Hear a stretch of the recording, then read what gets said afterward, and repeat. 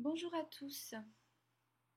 Je n'avais vraiment pas envie de faire cette vidéo sur les droits sexuels, pas plus que je n'avais envie de d'écrire ce livre, L'imposture des droits sexuels ou la loi du pédophile au service du totalitarisme mondial que j'ai édité de façon indépendante sur Amazon. Qui suis-je? Je suis Ariane Biran, je suis normalienne, formée à la philosophie morale et politique, maîtrisant le latin et le grec, psychologue clinicienne, docteur en psychopathologie. Je suis en clair une intellectuelle, une chercheuse spécialisée dans l'analyse de la psychologie du pouvoir et des pouvoirs déviants, manipulation, harcèlement, emprise, tyrannie, totalitarisme, etc. Ce qui m'intéresse, ce sont les processus manipulateurs et totalitaires au sein du langage pour que vous réussissiez à y voir clair. Je les décrypte pour ça. Je n'aime pas la polémique parce que la polémique, c'est la guerre dans les mots. Et quand il y a la guerre dans les mots, c'est que les mots ont perdu de la justesse de leur définition. Donc moi, voilà, mon travail en somme, c'est de remettre un peu de l'ordre dans le sens des mots pour comprendre comment les mots peuvent soigner ou comment ils peuvent commettre le pire. Parce que si on ne le fait pas, à la fin, cela donne la guerre, c'est la paix, la liberté, c'est l'esclavage, l'ignorance, c'est la force. Je cite Orwell 1984, mais nous pourrions citer Arbeit macht frei, le travail rend libre, hein, par exemple, qui était la devise apposée à Auschwitz, sur le camp d'Auschwitz. Donc, voilà, donc les mots qui dénomment le réel ou le renomment autrement nous conduisent aux pires tragédies de l'histoire, ou par exemple Staline qui nomme sa constitution en 1936, exemple que j'aime beaucoup parce qu'il tellement il est parlant, la constitution la plus démocratique du monde. Alors, pour la petite histoire, qu'est-ce qui s'est passé il y a quelques mois? Il y a quelques mois, j'ai une collègue psychologue qui m'envoie une vidéo de Marion Sigaud et me dit qu'est-ce que tu en penses? Alors moi, à ce stade, je n'en pense rien, hein.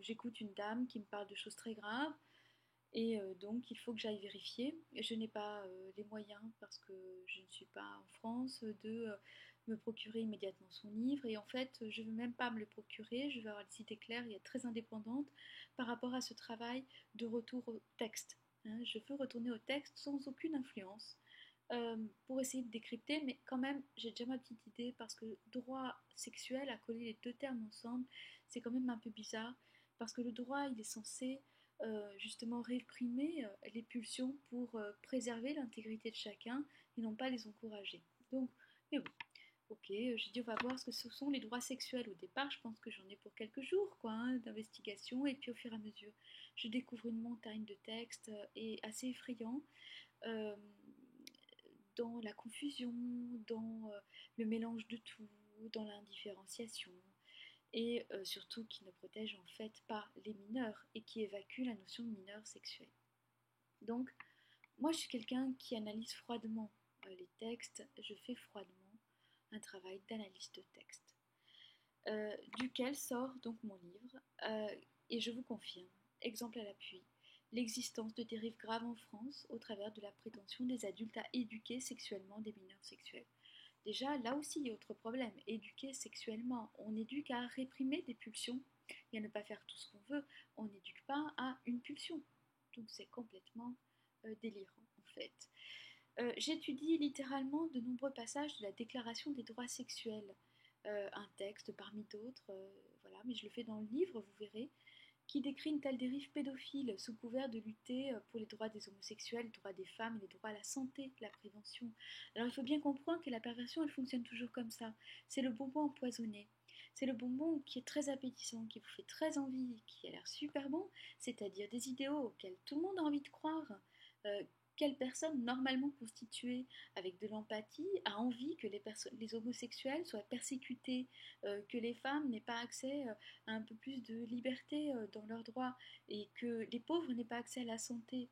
Je veux dire, les gens normalement constitués ont bien sûr cette empathie-là.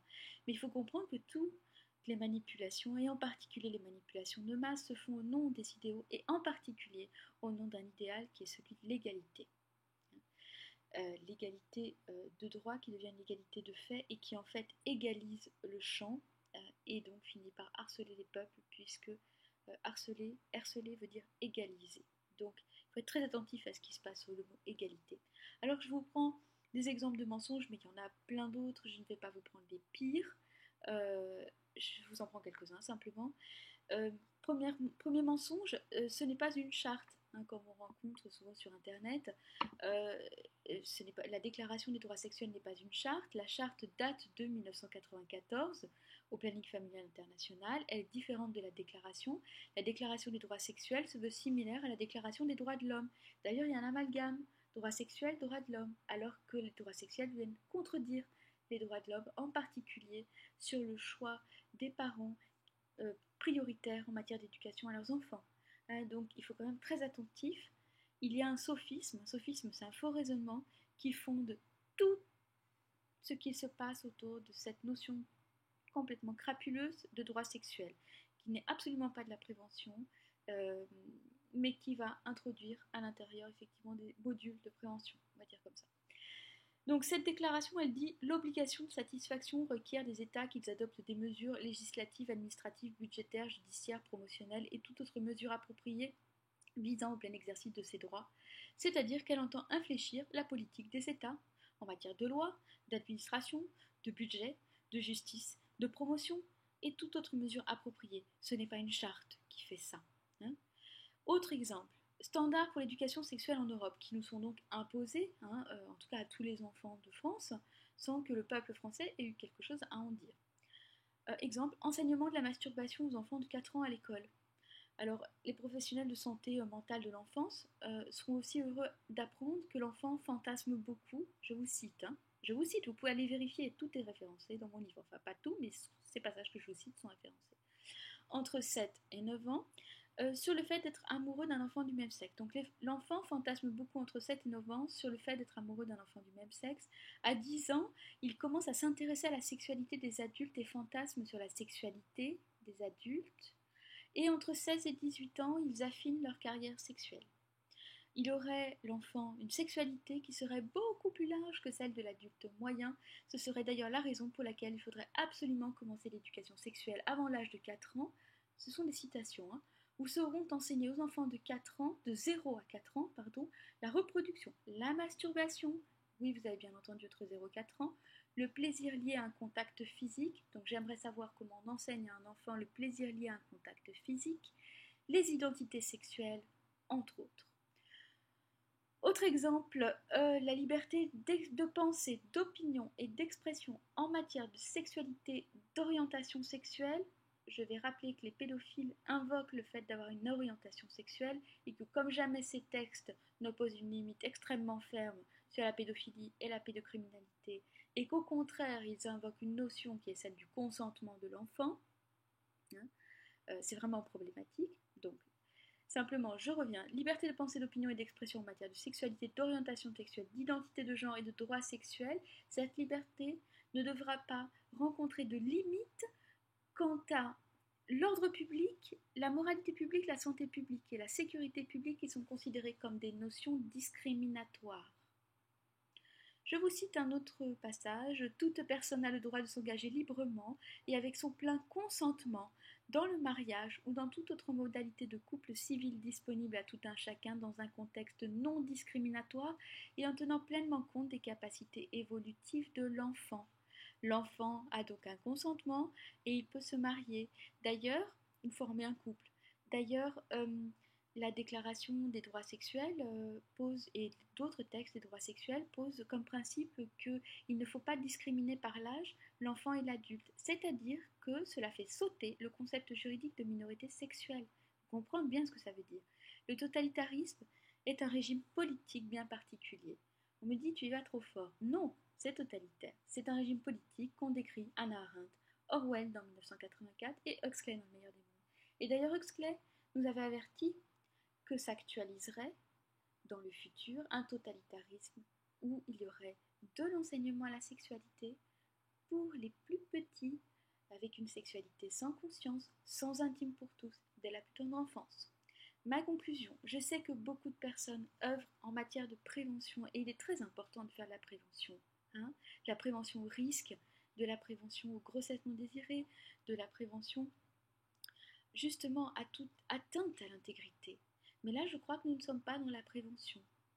Il faut donc faire attention à quoi nous donnons notre consentement quand finalement ces textes sont aussi vérolés. Alors je ne sais pas si c'est intentionnel, je ne sais pas si c'est des gens confus qui ont rédigé les textes. En tout cas, les professionnels de santé psychique de l'enfance n'ont pas dû être beaucoup consultés parce que la vie psychique de l'enfant n'est jamais protégée de tout ce qui va être extrêmement transgressif et commence déjà à se diffuser au sein des structures éducatives. Donc si nous ne réagissons pas, nous courons au-delà d'un totalitarisme nouveau visage qui va s'en prendre aux enfants dès l'âge de 0 ans. Voilà. Après, j'aurais dit ce que j'avais à dire. Je suis disponible pour répondre à toutes les questions et je vous dis à bientôt.